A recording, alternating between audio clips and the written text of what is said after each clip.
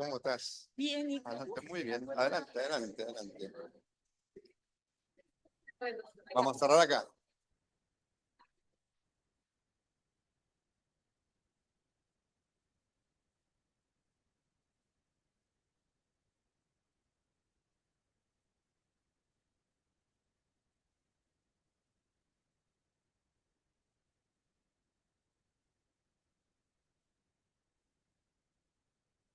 Ya, vamos a...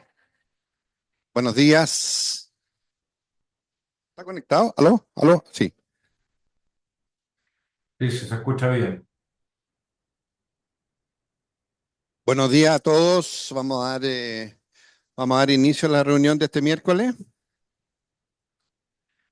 Eh, antes de entrar en el tema que nos convoca hoy día, ¿no se oye? ¿Se oye o no?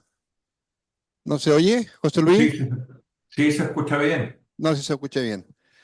Se escucha bien. Como decía, antes de entrar en el tema que nos convoca hoy día, vamos a recibir un anuncio que es muy importante para toda la comunidad hospitalaria. Y este anuncio lo va a hacer el doctor Guerrero. José Luis, cuando tú quieras. Él no está presencial, sino que está en pantalla y bienvenido a todos los que están conectados. Por favor, cierren sus micrófonos. Muchas gracias, Eduardo.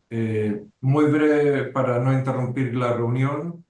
El día de hoy se lanzan las pautas de tratamiento en pediatría en formato digital. Durante 17 años, el doctor Antonio Banfi las crió y las llevó a su madurez. Hoy día tienen mayoría de edad. Esta es la edición número 18, luego de 17 ediciones impresas. A partir de hoy, si ustedes van al link pautas de pediatría, todos seguidos sin separaciones.cl, van a poder acceder tanto a la sección de pautas como a la sección de medicamentos.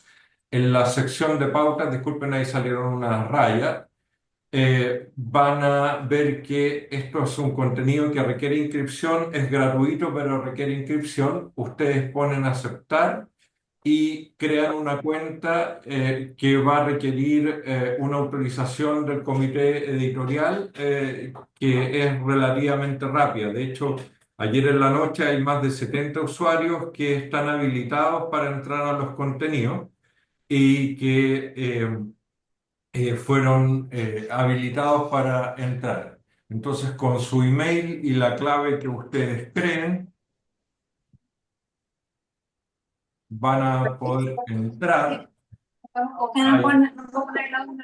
Hay un warning que ustedes están viendo ahí y van a poder tener acceso a contenidos como, por ejemplo, esto que ustedes ven acá, ¿no es cierto?, en que hay textos, tablas, diagramas, fotografía, etcétera, como también contenidos como este de acá, ¿no es cierto?, que tiene nuestro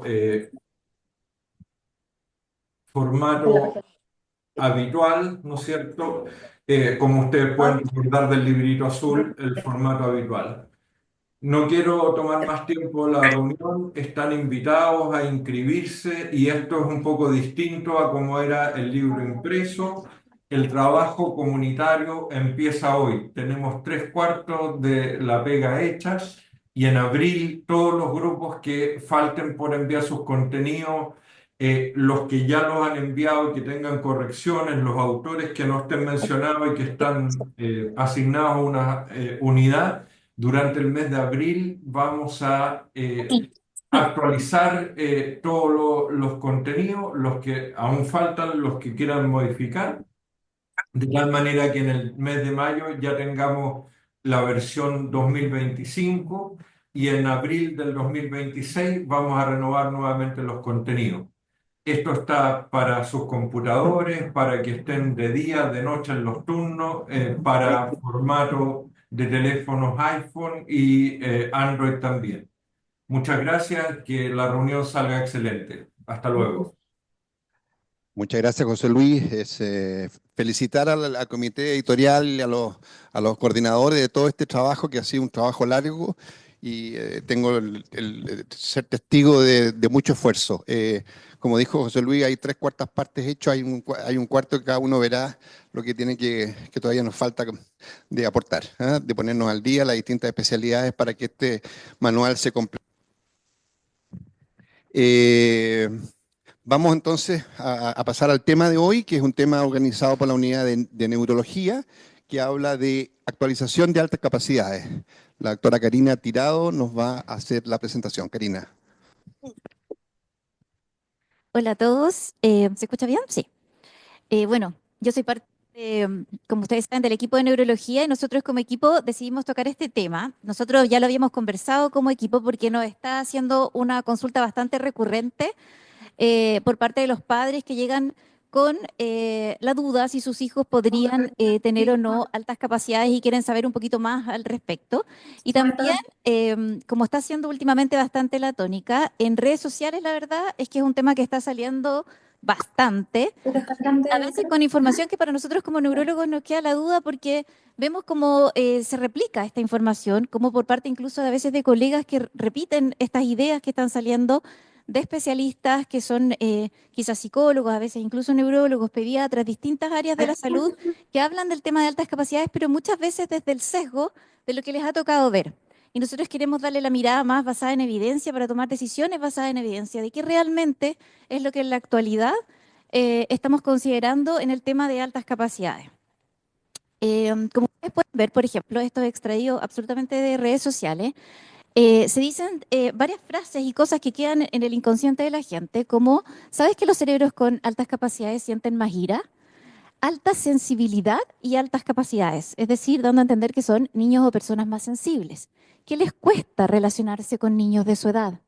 Que suelen buscar compañía de niños mayores o menores que ellos, que les puede interesar temas bastante sofisticados, que la intensidad de las personas con altas capacidades es una montaña rusa de emociones. La gente paz, que hoy en día también las mencionas que son personas altamente sensibles, serían personas con altas capacidades. Entonces, ¿qué de esto en realidad es real en personas con altas capacidades? ¿Y cuánto de esto es un sesgo de quienes trabajamos en salud mental o en neurodesarrollo, como es mi caso? Vemos los casos que consultan y es así como pesquisamos las altas capacidades. Pero en general hay mucha gente que no va a consultar por esto.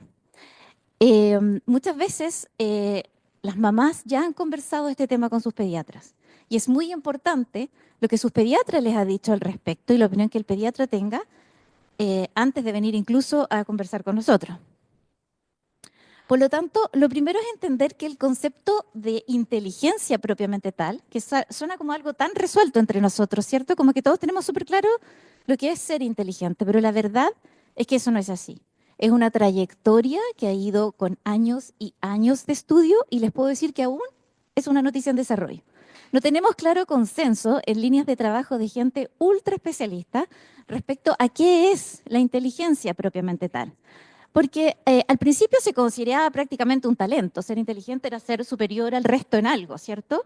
Pero con el tiempo se empezó a ver que también habían componentes genéticos en esta inteligencia, o sea que es un rasgo heredado, y aparece como un factor que es cuando se empiezan a hacer las escalas para medir la inteligencia, que muchos llamarían un tipo de inteligencia, que es la inteligencia básicamente cognitiva, intelectual, y se toma un número para decir que una persona es o no inteligente en base a si tiene o no sobre un número específico, que era el 130, ¿cierto? Que si uno tiene sobre eso en un test específico, esa persona se considera más inteligente o por sobre el promedio. Sin embargo, varias corrientes que son de neuropsicología, de muchas áreas como la filosofía y otras, consideran que no podemos basar la inteligencia en un solo factor, que la inteligencia es multifactorial y así va evolucionando el concepto de inteligencia a que en el fondo la inteligencia son varios componentes.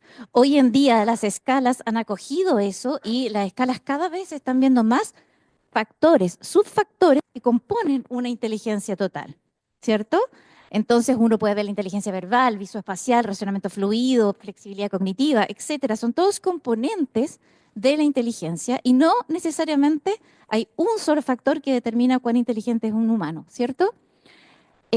Además, hay personas que empezaron con un concepto incluso más interesante, que es decir, en el fondo, yo tengo una conducta gifted, que se llama en el fondo, o que es como talentoso en español, o superdotado, como lo quieran llamar, que también ese es otro tema, porque tampoco hay un consenso en cómo llamamos a la gente con altas capacidades, ¿cierto? La conducta requiere no solo tener este componente cognitivo, además requiere que yo tenga la voluntad, las ganas y un ambiente favorable que me lleve a desarrollar esto, que es un potencial con el que nazco, ¿cierto? Pero no necesariamente esa conducta superdotada se va a presentar si es que no hay otros factores. Por lo tanto, ¿qué determina la inteligencia en una persona? No es solo su coeficiente intelectual, según estos autores. Y también tenemos que entender que hay múltiples factores, tanto internos del individuo, o sea, si ese individuo tiene un tremendo potencial, pero le da una enfermedad, no va a desarrollar su capacidad, y viceversa, si se ve en un ambiente muy, muy, muy adverso, tampoco va a lograr. Por lo tanto, hoy en día, en el fondo, uno habla de que una persona nace con un muy alto potencial, con una capacidad de transformarse en un talento, y que ese talento podría ser las altas capacidades, como también otros talentos que pudieran haber. Hay gente, como sabemos, que tiene muchas habilidades sociales, gran capacidad de comunicación, y no necesariamente cuentan con 6 superiores, pero sí tienen talento y serían considerados una conducta de altas capacidades. ¿Ya? Es una capacidad distinta. ¿Sí? Por lo tanto, hay que entender que este es un concepto que todavía está evolucionando, que no hay consenso y no es tan fácil de determinar. Este es otro de los grandes problemas que tenemos, que les decía yo, cómo definimos esta inteligencia, cuando hablamos de altas capacidades versus talento académico, versus el ser superdotado o el ser una persona ya considerada un genio, ¿cierto? Muchos niños tienen talento académico sin tener altas capacidades. Son niños que son perseverantes, que tienen ganas, que tienen como esa garra, como esas ganas, y tienen un CI absolutamente menor al promedio y le va mucho mejor que aquellos con un CI muy, muy superior. Y a veces también el ambiente ha sido mucho más estimulador en un caso que en el otro, entonces pueden tener talento académico gracias al ambiente en el que se desenvuelven. Por lo tanto, acá hablamos de un potencial innato que puede ser un talento, pero va a depender, como les decía, del ambiente, que puede llevar incluso a un niño con un tremendo talento a tener dificultades académicas y tener un desarrollo adverso. El ambiente, a pesar de que uno no le da tanta importancia, nos comentaba la doctora Carrasco hasta hace poco que hubo un estudio súper interesante que les hizo a los alumnos, los dividió en 2 cursos. ¿Ya? El curso de niños con un CI superior y el curso de niños que tenían CI normal promedio. Y los profesores sabían esto, que los niños habían sido divididos en aquellos que tenían CI superior y en aquellos que tenían un CI promedio. Y se vio cómo les iba a esos cursos a fin de año. ¿Ya? Y resulta que aquel curso que tenía CI superior le fue súper bien, le fue mejor que el resto, pero había sido una falsa noticia hacia los profesores. En realidad no estaba esa división hecha y los niños no habían sido divididos por 6. Solamente sus profesores creyeron en ellos, creyeron que eran niños muy inteligentes y eso hizo que les fuera muy bien. Por lo tanto, ahí se muestra cómo el ambiente es muy enriquecedor de un niño o puede ser absolutamente desfavorable. Acá solo para mostrar que este concepto de inteligencia tiene correlatos anatómicos, que se han hecho múltiples estudios tratando en la búsqueda, es decir, dónde está el área cerebral principal encargada de lo que serían las altas capacidades y cómo podemos decir que una persona tiene más desarrollo de esta área o no. Mucho tiempo la corteza parietal frontal, donde se integran todas las funciones ejecutivas, era como el lugar donde nosotros pensábamos que estaba este concepto. Sin embargo, hoy en día se sabe que las tareas relacionadas con un alto coeficiente intelectual son aquellas que comunican amplias regiones cerebrales. Hablamos de un cerebro como eficiente, aquel capaz de comunicarse entre todas las áreas cerebrales sin interferencia, lo que es lo que le pasa a muchas personas con, en el fondo, ser neurodiversos, en el fondo, que tienen mucha interferencia en estas áreas de comunicación y por ende podría ser afectada funciones ejecutivas u otras áreas. ¿Ya? Pero en el fondo hoy en día no es como antes, que uno hablaba como de áreas cerebrales encargadas de cada acto, por así decirlo, de cada dominio cognitivo. No, hoy en día sabemos que mientras más áreas comunicadas con mayor eficiencia y de mejor forma, habremos una integración global.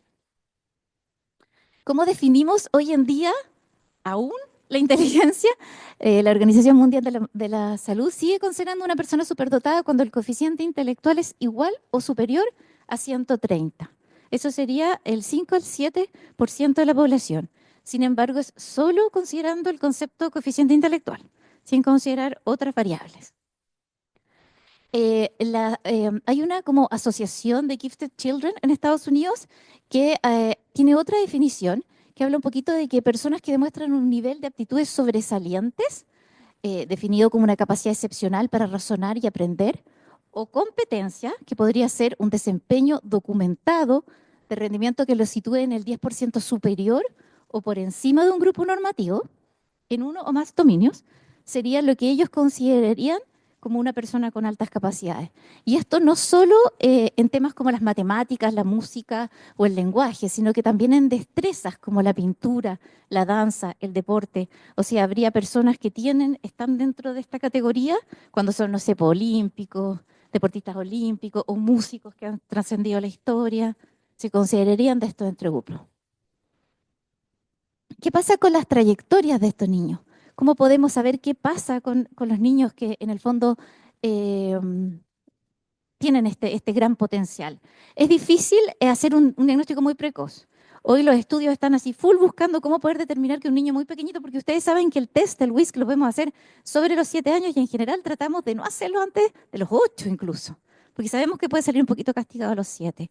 Entonces, es muy difícil el diagnóstico previo a eso. Uno puede tener la sospecha, puede tener pero un diagnóstico así preciso poniéndole número es difícil. Pero hay estudios que buscan, por ejemplo, en funciones ejecutivas, en dominios específicos, para poder determinar cómo va a ser este niño en el futuro.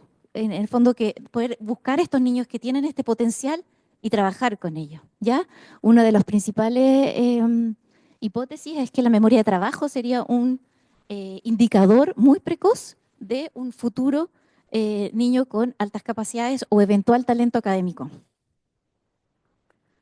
En lo que es en la educación propiamente tal, las teorías apuntan a la metacognición como un indicador muy importante de un futuro talento académico. Y esos son individuos con alta capacidad en lo que podría ser, que podría estar presente a edades muy tempranas, pero tienen una alta capacidad para reflexionar sobre el proceso cognitivo y poder ajustar en el fondo su conducta o lo que está realizando en ese momento en fin de una meta y darse cuenta en el fondo de los errores que va cometiendo y mejorar esos errores para hacer un mejor desempeño. Es decir, es como el opuesto a lo que sería la falta de flexibilidad cognitiva, a no ser muy rígido en el fondo, a tener esta capacidad de ir ajustando la conducta. ¿Cuándo podemos sospechar, así como clínicamente, uno decir, bueno, este niño quizás podría tener alta capacidad? Cuando son muy pequeñitos, generalmente el lenguaje, por ejemplo, es algo que llama mucho la atención, un desarrollo muy precoz. La memoria, niños con alta capacidad de memoria. La lectura precoz también ayuda un poquito a pensar en esto.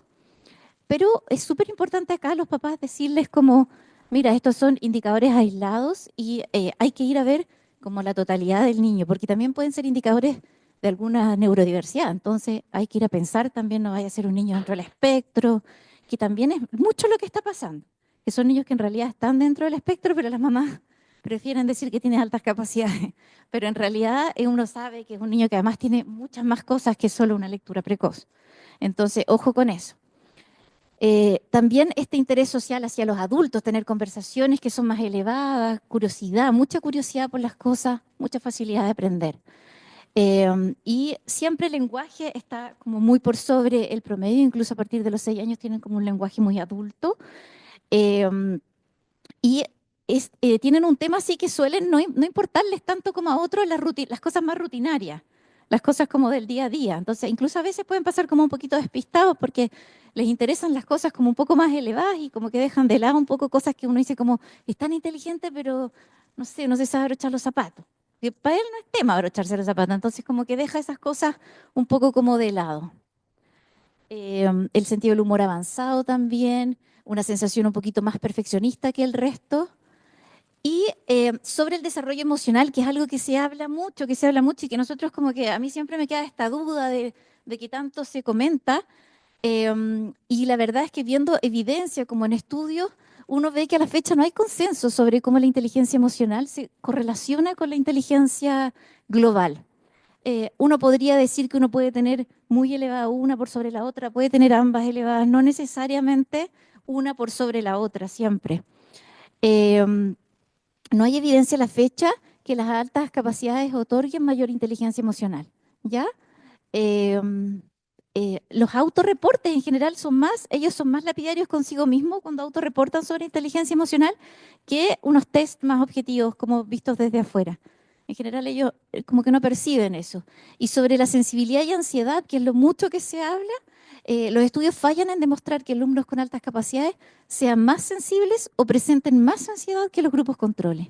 Y esto es algo que me interesa mucho dejarles como mensaje, o sea, es algo que se habla mucho, que son altamente sensibles, que son muy ansiosos, perfeccionistas, pero en realidad esto está sacado de como situaciones más de experiencias, porque con los que consultan a psicología, y los psicólogos le aplican el test y salen altas capacidades, claro, pero consultaron a psicología, uno no anda por la vida haciéndole whisky a la gente en el colegio, así como, tú eres sensible, te voy a hacer un whisky. No, entonces hay mucha persona con alta capacidad que no ha consultado porque no tiene esos temas y probablemente porque no tiene una comorbilidad u otro diagnóstico o una doble excepcionalidad, ¿ya? Por lo tanto, la gente con altas capacidades generalmente anda por su vida como cualquier otro humano, ¿ya? Eh, um, y acá muchas de las conclusiones en trabajo sobre desarrollo emocional presentan fallas metodológicas, son muestras pequeñas, faltas de definiciones estandarizadas, test aplicados no estandarizados y muchos consideran la doble excepcionalidad, que como es un concepto un poco más nuevo que se lo voy a explicar, muchos decían, no, sí, miren, pero tú mirabas la muestra y la mayoría eran finalmente con otro diagnóstico asociado a las altas capacidades. Y acá les puse como textual para que me crean que este es un metaanálisis súper reciente del 2024 que dice en el fondo que para hacer la situación, para hacer más compleja, ¿dónde está el puntero? Perdón, ¿cuál era? ¿El centro? Allá. Ahí, en esa frase que ustedes pueden ver ahí, dice que para hacer más compleja toda la situación, los medios de comunicación masiva han hecho este estereotipo de la alta inteligencia, como que son personas que se asocian con dificultades emocionales y dificultades sociales. Y eso no es así. Eso es un sesgo de muestra de quienes lo están diciendo, porque claro, los que me consultan a mí sí tienen esas dificultades, pero la mayoría son trastornos del espectro autista, ¿no? No son altas capacidades aisladas. Características no cognitivas, como les decía yo, no tenemos estudios a la fecha, no hay evidencia sobre el tema que tengan más ansiedad. No tenemos estudios a la fecha que demuestren que la depresión es un rasgo más presente en esta población. Esto fue sacado de personas considerando un CI mayor a 130 y buscando personas como ir a buscarlas, no personas que consultaban por algo. La salud mental, no había evidencia para afirmar que niños con altas capacidades tengan mayores problemas de salud mental que sus pares. Ojo con eso, son niños que no debieran tener más problemas. Y la ideación suicida tampoco, habiendo pocos estudios, tampoco había conclusiones que pudiéramos decir que tienen mayor probabilidad de tener ideación suicida. Y lo que es muy importante es que en esta población con altas capacidades es muy frecuente tener un perfil heterogéneo, ¿ya? Muchas veces, teniendo incluso mayor a 130, son personas que tienen una dispersión de más de 23 puntos en sus test. Esto es para quienes no se manejan con los test, es lo que le explicaba yo, que hoy en día hablamos de un coeficiente intelectual total que es 130, pero el test tiene subcomponentes. Está la inteligencia verbal, las funciones en el fondo más relacionadas con memoria de trabajo, flexibilidad cognitiva, etcétera, y pueden tener perfiles muy altos en unas áreas y normal, promedio en otras, que son muy heterogéneos en su funcionamiento. Y eso se da más.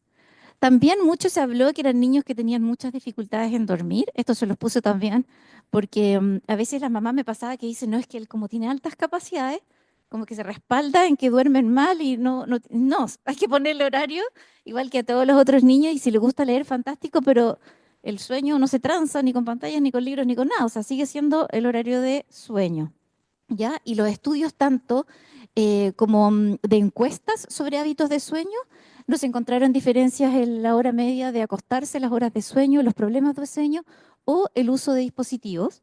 Y esto se replicó en pocos estudios, pero que hay con polisomnografía y actigrafía, en que tampoco lograron encontrar que hubiera diferencias en las dificultades del sueño en ambos, en grupos que tuvieran altas capacidades versus niños sin altas capacidades. Entonces, este es un proceso súper complejo, el cómo pesquisamos las altas capacidades. Es súper difícil, ¿por qué? Porque elegir qué test vamos a elegir. Generalmente nosotros estamos usando el WISC-5, pero es un test que no está exento de sesgos, como todo test que podamos usar va a tener sesgo. Lo mismo es cuando el punto de corte, ese es un consenso que se ha hecho por las curvas de Gauss, pero la población también va de a poco variando en esos puntos de corte y el uso de terminología sigue siendo una dificultad. Por lo tanto, es bien complejo el cómo pesquisar esto a veces y por eso es súper importante que sea como de resorte de especialistas. Y con esto me refiero quizás a un equipo un poquito multidisciplinario, no solo un test aplicado por una psicóloga, sino que ojalá una neuropsicóloga que pueda hacer una buena interpretación de ese test, o neurólogo o psiquiatra dedicado al neurodesarrollo que pueda tener un buen manejo del test para poder ver todas las implicancias, porque detrás de un coeficiente intelectual de 130 hay que hacer múltiples análisis para poder determinar análisis clínicos como del test. Entonces, por lo tanto, acá, solo para mostrar la complejidad del tema, que este es el test que nosotros más utilizamos, que es el test de WISC, donde tenemos una escala total que se saca en base a todos estos factores. Tenemos escalas primarias, que son la comprensión verbal, visoespacial, racionamiento fluido, memoria de trabajo y velocidad de procesamiento, pero además aplicamos en algunos casos, según indicación nuestra, por lo que estamos sospechando, escalas secundarias, que es para buscar en el fondo, por ejemplo, niños que tienen un coeficiente intelectual normal, pero asociado a trastornos del aprendizaje, o coeficiente intelectual normal, pero pensando en trastornos por déficit de atención con hiperactividad o alguna otra neurodivergencia. Entonces usamos test específicos en cada caso. Por lo tanto, como ustedes pueden ver, como que la escala total es muy pobre en la entrega de información y nosotros lo que hacemos es un análisis de las otras escalas para llegar a un diagnóstico. Y acá solo ponía que ciertas escalas se asocian mucho más a un componente de cuán inteligente puede llegar a ser un niño sin estar interferido por otros factores. Como por ejemplo, hay niños que tienen un trastorno del lenguaje muy severo, que si yo le aplico un WISC, el CI total me va a salir pésimo y voy a pensar que tiene una discapacidad intelectual, eventualmente. Pero hay que ir al análisis de estas subpruebas en test que no dependan de la competencia verbal. Y quizás incluso asociarlo a otros. Este me va a quedar corto. ¿Ya? Por eso es tan importante como el análisis detrás de un test. Acá solo mostrarle que, por ejemplo, el WIS-5, si bien es un excelente y ha mostrado un tremendo avance en términos de otros test, tiene igual su sesgo. Hoy en día hay niños que no conocen esto. En Europa se vio una gran falla en poder decir que era eso. Los niños lo contestaban todo malo y les resta puntaje, y es porque en verdad no hay. Y lo mismo con esto, que ya está bien antigua la balanza, y aunque ustedes no lo crean, hay niños que hoy en día no han visto un grifo en las calles, no los conocen. Por lo tanto, acá ya tengo 4 malas que en verdad me resta puntaje y es un ejemplo de sesgo, pero hay varios, hay sesgos culturales, hay niños, por ejemplo, que les ponían, hay una imagen que es como parecía una uva, que todos los chilenos dicen uva y los niños de otros países las berries, entonces como que depende de dónde tú vengas, como también tu respuesta en el fondo. Y eso es súper importante, que la persona que está aplicando el test también tenga ese criterio de poder entender el tema cultural, de dónde viene este niño, de qué país, su lenguaje, su idioma, etcétera. Y acá estamos teniendo mucha población migrante, por lo tanto, estos sesgos se pueden estar dando un poquito más. Acá mostrarles lo que yo les comentaba, es que al momento de pesquisar también estos perfiles altamente heterogéneos. Por ejemplo, este niño acá tiene comprensión verbal 134, o sea, impresionante, cae en categoría E-Gifted. En razonamiento, en memoria de trabajo, perdón, ahí tiene 117, aquí 107, velocidad de procesamiento 88 y en su escala total saca 119. O sea, este niño no cae en altas capacidades, pero miren su comprensión verbal. O sea, es un niño que va a tener un potencial talento académico tremendo en esa área y es un niño que en el fondo tiene una tremenda habilidad, pero con un perfil bien heterogéneo en sí mismo porque sale bajo el promedio en lo que es la velocidad de procesamiento. Entonces uno ahí ya podría empezar a hacer conjeturas. ¿Será un tema atencional? ¿Será un tema asociado a esto, a este buen perfil en lo que es verbal, pero no en otras áreas? Porque para sí mismo está rindiendo muy bajito ahí. Y lo mismo ocurre acá. Comprensión verbal 138, pero velocidad de procesamiento 80. Entonces, en el fondo uno ve que él en una área tiene bajo promedio, pero en otras áreas sale promedio y en otras sale como gifted. Entonces hay que hacer un análisis más que su CI total, que le da en el fondo 109, que es bien ahí nomás, pero en verbal es un niño que es sobresaliente. Entonces hay que hacer esa vuelta. Entonces, ojo con el sesgo, que es lo que les comenté yo ya varias veces. Esta población que consulta es una población que probablemente está bajo lo que es doble excepcionalidad, tiene una comorbilidad, podría ser de salud mental, o en el fondo va a tener alguna dificultad del medio ambiente, de la familia, bullying, hay que pensar en todas esas cosas. Y hay un gran porcentaje de personas que no nos consultan. Ahora, está el grupo de niños también que tienen un bajo rendimiento, incluso teniendo una gran discrepancia en lo que es un test estandarizado con lo que le pasa en el colegio. Niños que las mamás me dicen, pero sale con un CI tremendo, pero en el colegio le va pésimo. Y entonces en el fondo ahí uno también tiene este grupo de niños que algo pasa y hay que empezar a buscar dirigidamente porque no es sinónimo de buen rendimiento escolar. O sea, el colegio tiene tantas aristas para que a un niño le vaya bien, que el tener un buen coeficiente intelectual no necesariamente implica un buen rendimiento, finalmente.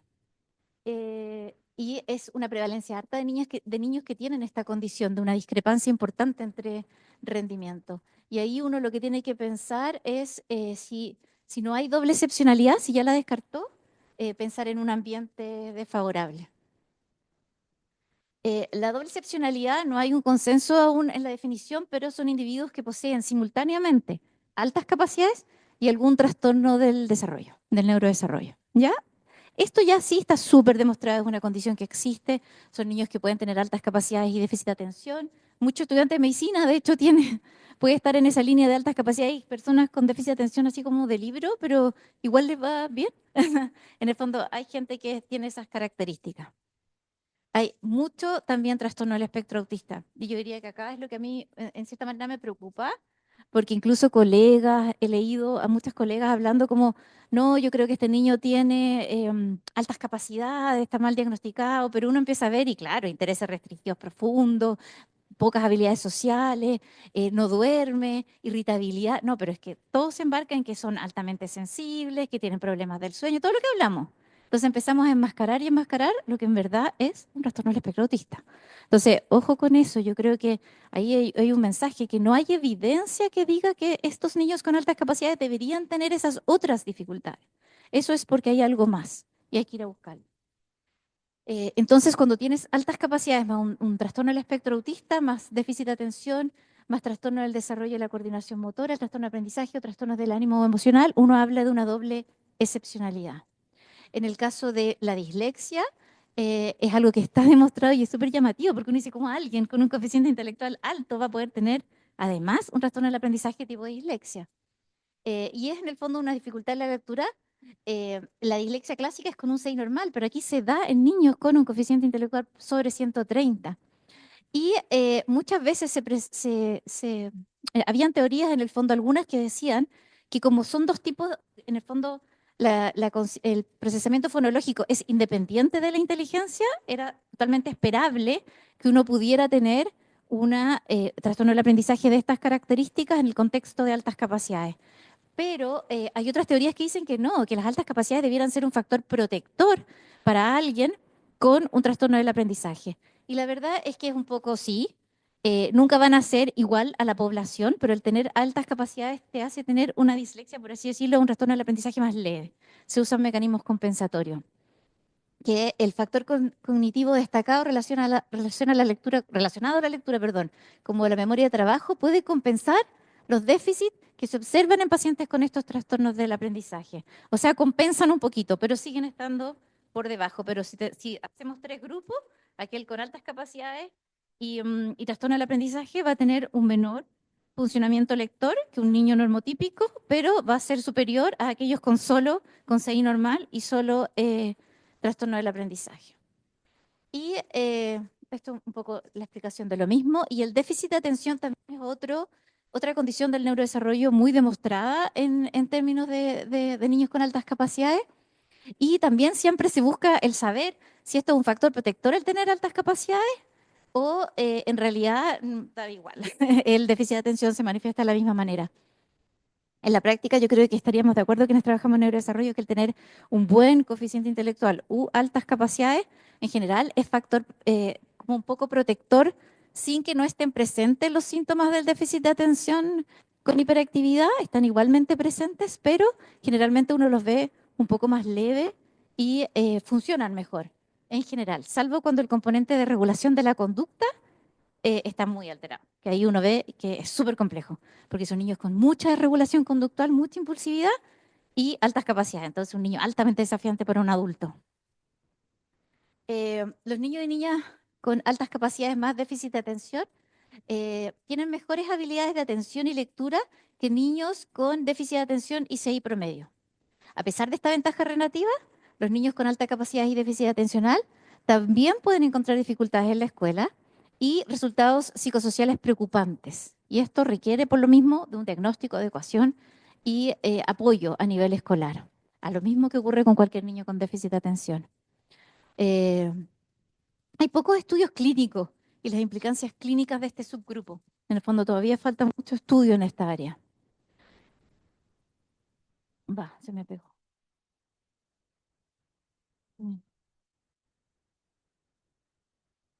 Ahí sí, ahí sí. Ahora está todo. Ahí. Y ahora lo que hemos hablado bastante también es cómo el trastorno del espectro autista puede presentarse con altas capacidades. Esto como que yo creo que ustedes lo han visto y lo que es característico de este grupo es lo gran heterogéneo de su rendimiento.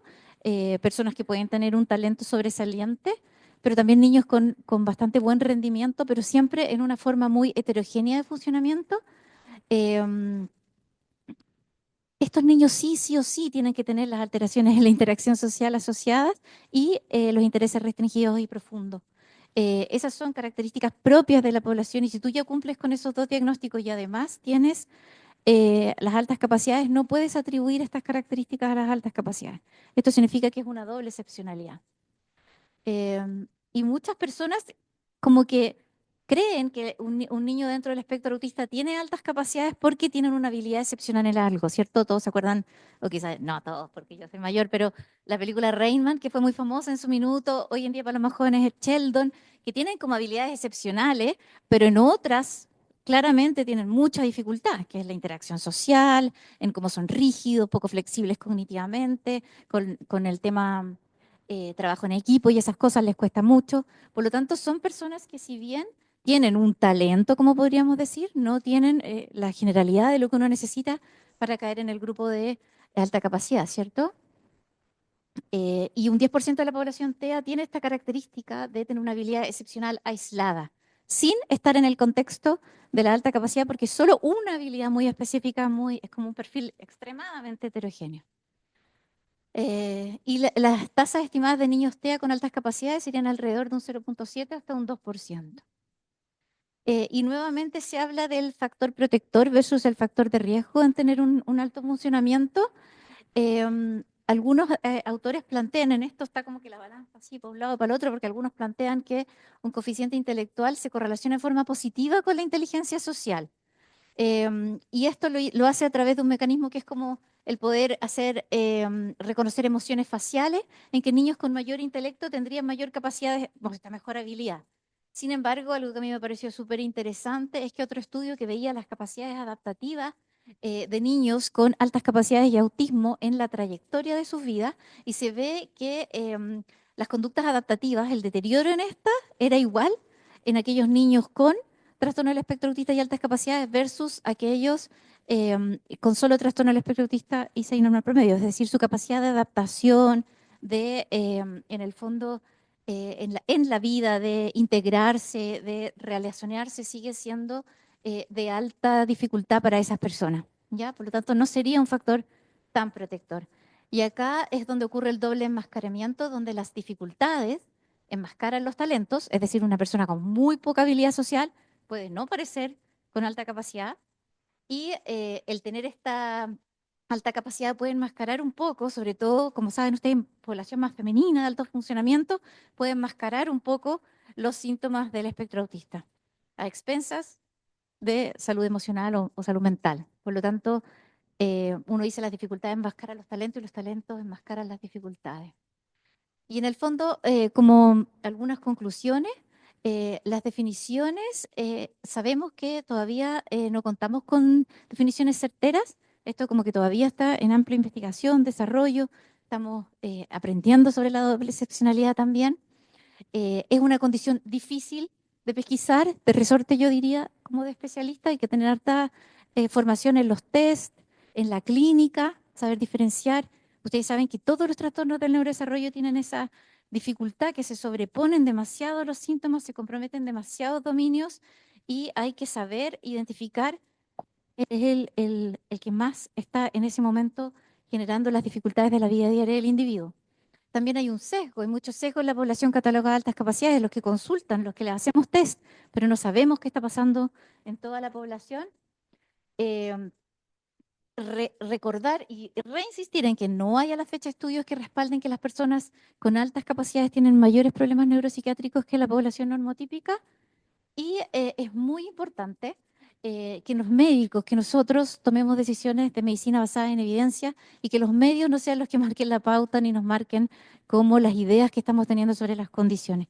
Porque a veces eso está pasando mucho, que en el fondo nos estamos quedando con ideas que salen, o sea, y no nosotros, en realidad, yo lo digo como pensando como mamá, pero ¿a quién no le pasa que si no es mi especialidad, yo escucho algo de pediatría, no sé, y digo, uy, a mi hija le voy a empezar a dar esto, porque salió ahí. Entonces, uno como también, me refiero así como educar a la población es súper importante porque las mamás están consumiendo, están siendo muy mamás de redes sociales, entonces adquieren toda esta información de ahí. Y ojalá derivar en forma oportuna cuando hay una sospecha para un correcto diagnóstico de intervención precoz, porque lo que no queremos es que niños con trastornos del neurodesarrollo queden sin diagnóstico enmascarados porque son niños con altas capacidades y después no tengan las intervenciones que se requieren a largo plazo. Eso, muchas gracias.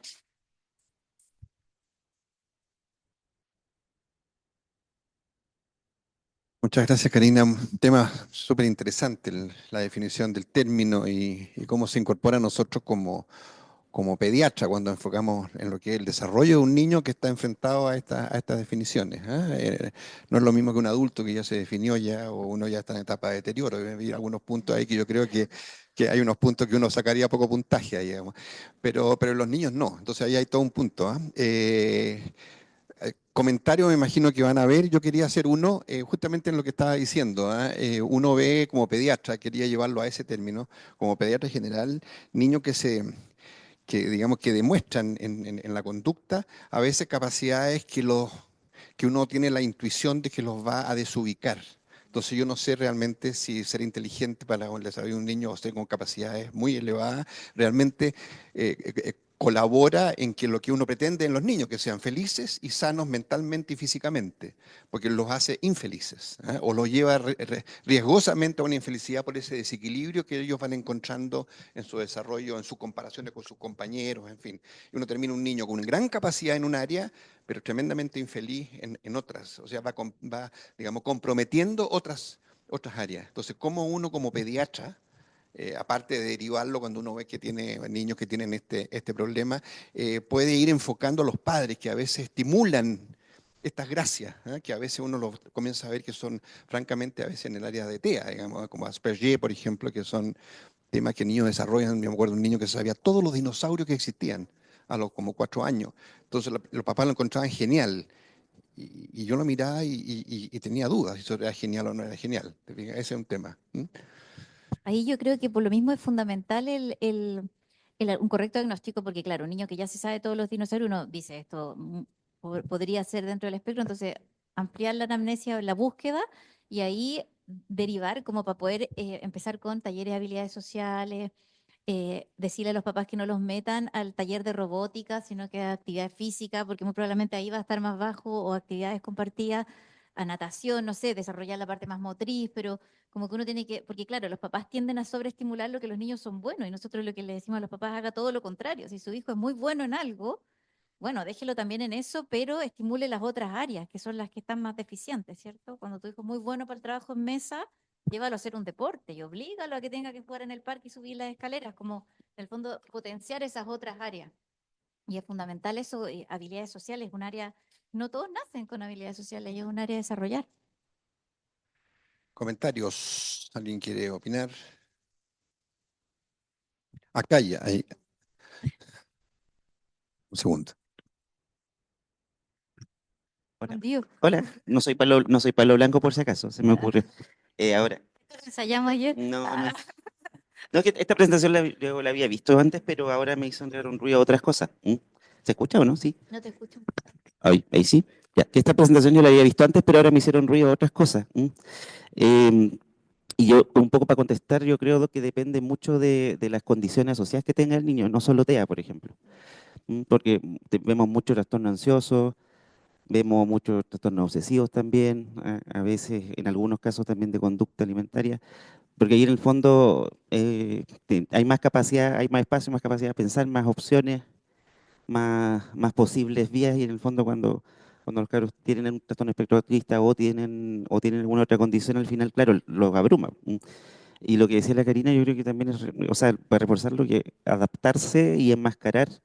Hay niños con TEA que les sale súper natural y no tienen mayor problema, pero hay otros que les genera un costo emocional muy grande. ¿M?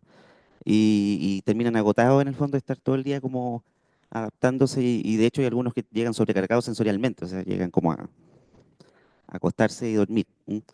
Em, el tema es que, claro, puede pasar desapercibido, y lo que decís tú, yo creo que los pacientes que tienen alta capacidad enmascaran más, porque se les ocurren más formas de enmascarar.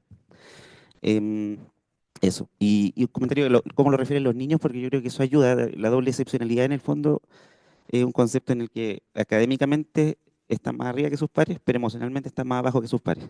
Eso es como, eso es como doble. mm.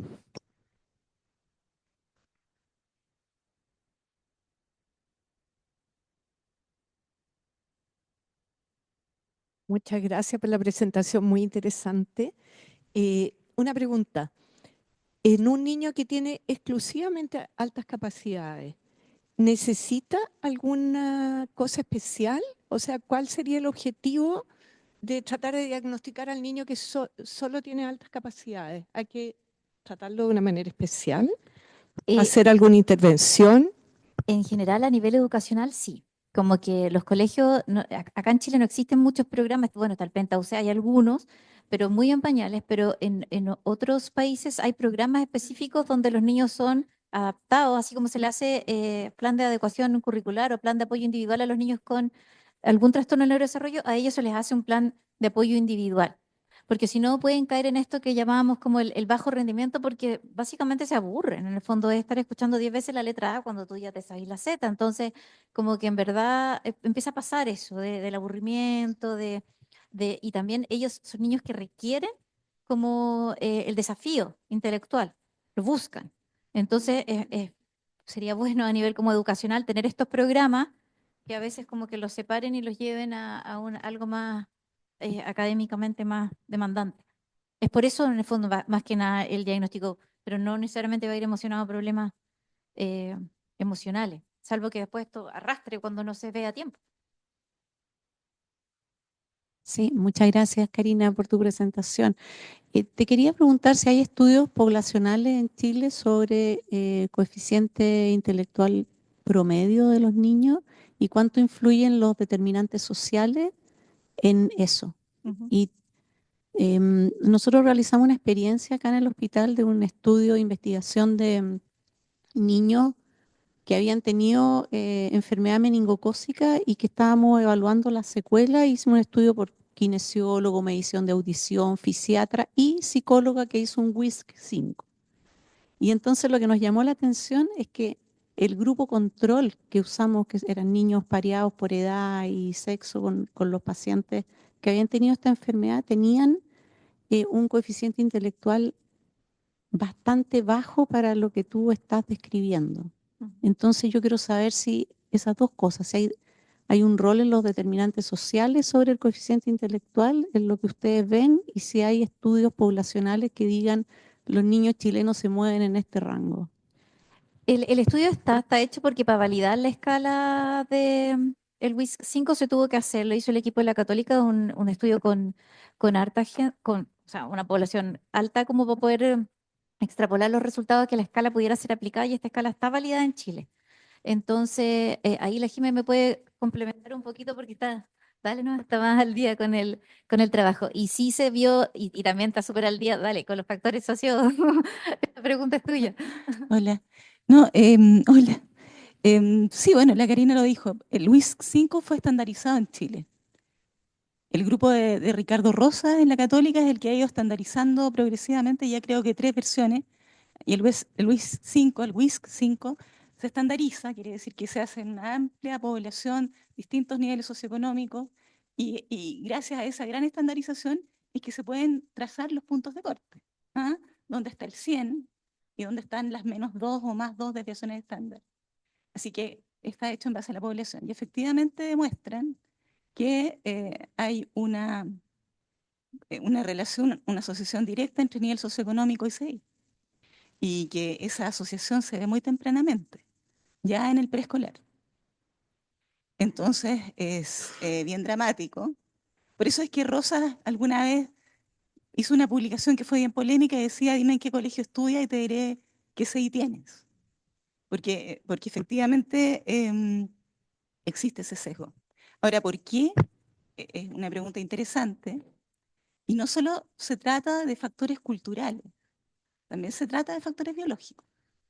Porque efectivamente en las clases socioeconómicas pobres se aglutinan factores de riesgo neurológico, ¿cierto? Desde el control prenatal, desde mayor exposición a drogas en el embarazo, desde que ciertas características genéticas poblacionales, variaciones que no son mutaciones, se perpetúan en contextos de pobreza y que existe una pobreza dura también.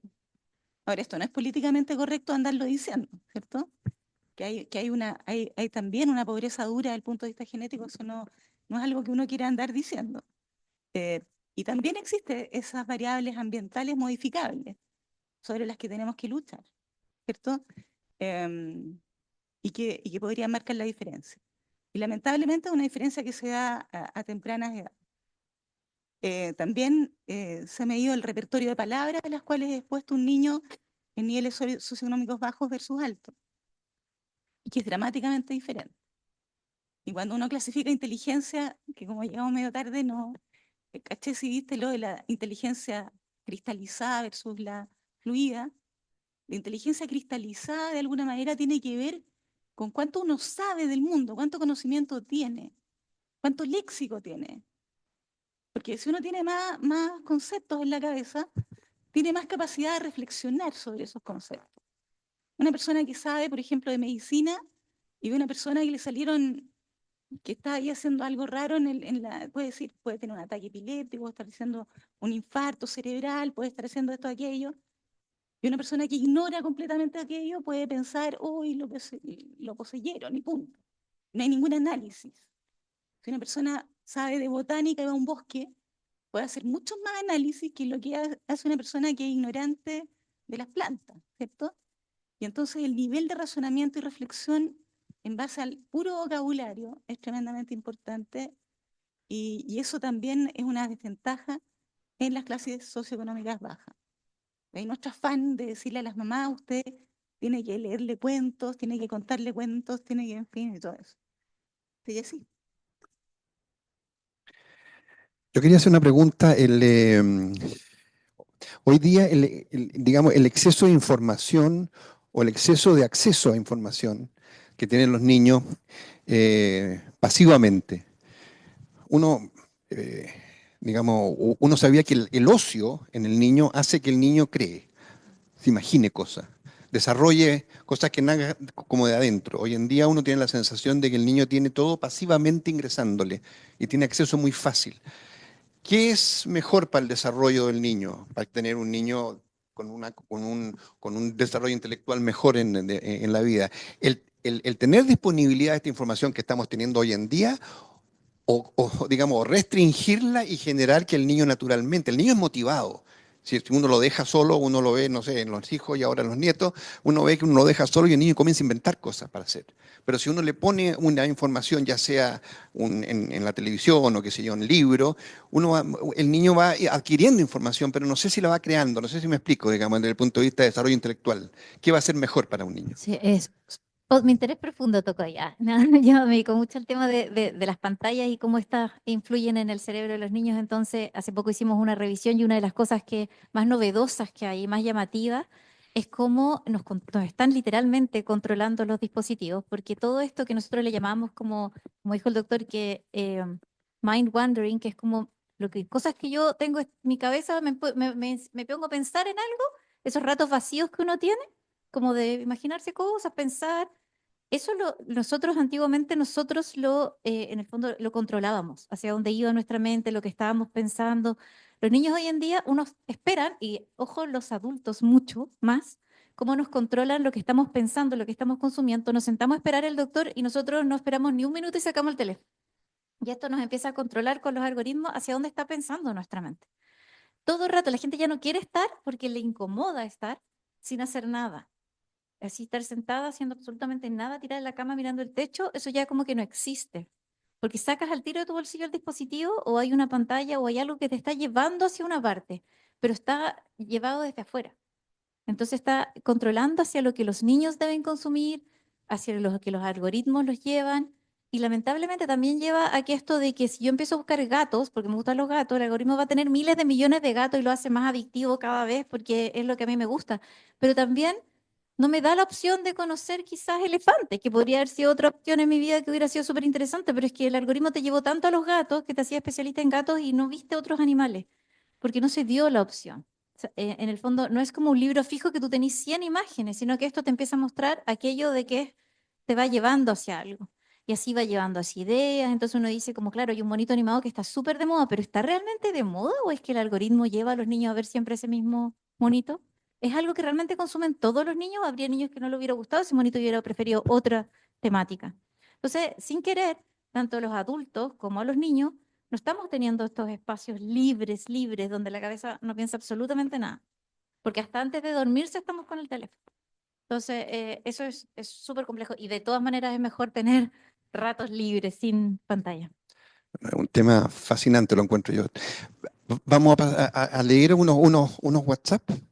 A ver, si quiere. No, ¿qué dije? ¿Qué dije? ¿Cómo se llama? Chat. Chat, ya, bueno. Ya, Isabel, no se rían de mí, por favor. Muchas gracias por la interesante presentación, Isabel Fernández. Doctor Banfi, dice, excelente presentación, doctor Tirado. Y el equipo de neurología. ¿Existe algún centro a nivel que esté estudiando la trayectoria vital de personas con altas capacidades a nivel global? O sea, están en otros países, sí, pero acá en Chile no tengo referencia que exista alguno. Está la Fundación Altas Capacidades acá también hay un centro de altas capacidades, sí, pero está dirigido por un equipo de psicología que ahí ellos están viendo, pero con niños principalmente. No sé si están viendo como la trayectoria. Verónica dice, es en adultos puedo ver varios, no está bien escrito, en adultos puedo ver varios con AACC, alta capacidad, en la cual se ve una persona muy perfeccionista y los veo por trastornos ansiosos. Por lo que si bien no hay estudios en niños de morbilidades, se asocia mucho en adultos por su desarrollo de personalidad. Claro, ahí habría que ver nuevamente si es un sesgo de que le consultan a ella, no sé si ella es psiquiatra o... No sé, Pero en el fondo, no sé, literatura en adultos no busqué sobre si... En niños no hay. En adultos no busqué, pero habría que ver si no hay un sesgo de que a ella le consultan personas ansiosas, no sé, habría que revisarlo. no sé si hay más chat. Juan, ¿tenía otra? Juan, Juan, Eduardo. estás escondido acá atrás, Juan. No te veo. Sí, yo me castigué solo. Quería sumar un poquito porque lo último que decía Karina de las elecciones y del algoritmo, algo que de repente en los chicos más grandes sí probablemente va a haber que empezar a hacer cada vez más es como enseñarle alfabetismo digital, porque el problema es que ven en el fondo youtuber, influencer y se creen lo que dicen, los ven como figuras de verdad. Entonces, al final el trabajo que se está haciendo y que uno le pide también que le ayuden a los psicólogos a terapia es que aprendan en el fondo a filtrar sus fuentes, a reconocer una fuente confiable y en el fondo que les dé información útil, porque ¿qué es lo que pasa? Sobre todo los que tienen asociado autismo o algún grado de pensamiento más concreto, se pueden creer la verdad absoluta, creer que esa es la realidad y no sé, puede creer que todos los extranjeros son delincuentes, que todos los gays son pedófilos, etcétera, y el algoritmo les va a seguir reforzando esa idea y así se crea el fundamentalismo y eso puede ser súper peligroso también. Em, Eso. Y con respecto al otro de la educación, yo creo que debe haber alguna institución que haga seguimiento, no lo sé, pero lo que sí yo creo, y ahí no sé qué opinarán, es que la persona con alta capacidad hay que tratar de adaptarle, de darle más cosas que hacer, pero yo, por lo menos, yo no soy un fan de los colegios para superdotados. Creo que eso como que no hace saltar etapas, al final no sé si es muy positivo al final de cuentas. Muy bien. Ahí me dicen que hay una mano, la doctora Isabel Noemí. Ya, esa sería última opinión, porque tengo otro punto. Isabel, Yo quiero, de verdad, doctora Karina, se pasó. Excelente la presentación, pero tengo varias preguntas que me hago. ¿Cómo desde el hombre de Neandertal hasta la fecha actual ha ido cambiando las capacidades intelectuales del ser humano? ¿Hay un factor de herencia en que sobreviven eh, los más capaces? Que eso lo da la teoría evolutiva eh, que hemos estado viendo a lo largo de todo el curso de las vidas. Segundo, el bullying que te destruye a personas, que destruye en los incendios, cuánto, por ejemplo, para los que tienen o por distintas razones emocionales, eso, hasta qué punto ha influido en nuestro desarrollo social, que es una reacción de los demás frente a un grupo que puede haber resuelto una serie de inquietudes. ¿Hacia dónde termina este progresivo aumento del conocimiento? ¿En qué cómo se va a culminar esto? La droga, eh, ¿cuántos frenos nos está poniendo? Son preguntas que uno se hace, ¿no? Eh, ¿Es la herencia la que todo superado y todo constante, la que determina la evolución final de nuestra sociedad? Son preguntas que yo le hago a Karina. Sí, yo creo que todas las categorías que me menciona la doctora caen dentro de lo que yo mencionaba como medio ambiente, ¿cierto? Está súper demostrado que el bullying es nefasto en términos de salud mental en cualquier niño y hay que intervenir ahí tanto a la víctima como al victimario. Son condiciones que caen dentro de la categoría de ya trastornos de salud mental porque en verdad son muy, muy, muy deteriorantes para la vida adulta y a largo plazo. Y lo mismo el tema, obviamente, del consumo de sustancias, eso genera un deterioro. Niños que consumen marihuana, por ejemplo, de manera crónica, es casi muy difícil de diferenciar de un déficit de atención porque empiezan a perder funciones ejecutivas. Uno habla casi de un déficit de atención adquirido, como que uno dice, como este niño iba re bien y de pronto puf, un deterioro y sin ganas, sin ningún objetivo, con todo pérdida de capacidad escolar en términos cognitivos y uno dice y se da cuenta que hay un consumo de sustancias detrás de eso. Por ejemplo, también esa es otra alerta a tener en alguien que tenía una trayectoria y de repente decae. El consumo de sustancias cae en esa categoría. Por lo tanto, los factores ambientales, como mencionaba yo, también el maltrato en casa, pobre nutrición o todo esos, en el fondo, el maltrato por negligencia, de padres muy ausentes y las redes sociales caen todo en temas ambientales de cómo un niño puede ser afectado en su talento versus logre a largo plazo. Y la pregunta, la otra, la verdad no sé. Tengo que ser súper honesta, no tengo idea si hemos ido adaptando la especie me da idea que no, pero no estoy segura. Sería un Sí, invento. así es. La, hay Ya, carreras, ¿no? sí. Hay carreras se seleccionan en ciertas carreras, en ciertos oficios, gente con capacidades más altas. ¿Hay hecho un estudio? Que yo se conozca, no, No. no. Bueno, gracias Isabel. Muchas Muchas gracias. gracias. Antes de terminar, José Luis Guerrero quiere dejar un último comentario, lo considero muy importante, así que José Luis, conectado? Sí, ¿me Ya. escuchas? Sí, perfectamente. Muy breve. Eh, Cuando el doctor Banfi sacaba el libro azul, era un proceso ya terminado de un ciclo. Las pautas actuales, hoy día es el inicio para que durante el mes de abril las terminemos, las critiquemos, las corrijamos, complementemos a aquellos que no han mandado sus contenidos. Y esto se puede seguir haciendo dado que el formato es flexible y no hay los costos de impresión. La idea es que en una noche del Calvo Maquena, de Tucumán, de Hualpén, de Maracaibo, cualquier profesional de la salud que necesite cuidar a un niño tenga una herramienta disponible para el mejor cuidado de este menor que requiere de nosotros. Así que los invito a partir de hoy, que es el 26 de marzo, a unirse. Si el doctor Banfi puede hacer una inscripción o si no, nosotros se la facilitamos para que nos ayude con toda su experiencia. Yo sé que está presente en este momento, para que mejoremos todo lo que podamos las pautas. Efectivamente va a estar con bastantes cuestiones que complementar, que corregir. Para eso está. El trabajo ya está hecho, tres cuartos de la pega. Este último cuarto requiere a toda la comunidad. Tenemos toda la base de las 17 ediciones anteriores y ahora empieza lo interesante de dejarla ya y perfeccionarla, dejarla más lista para que sea una excelente herramienta para nosotros y toda la comunidad que atiende niños. Muchísimas gracias. Muchas gracias, José Luis.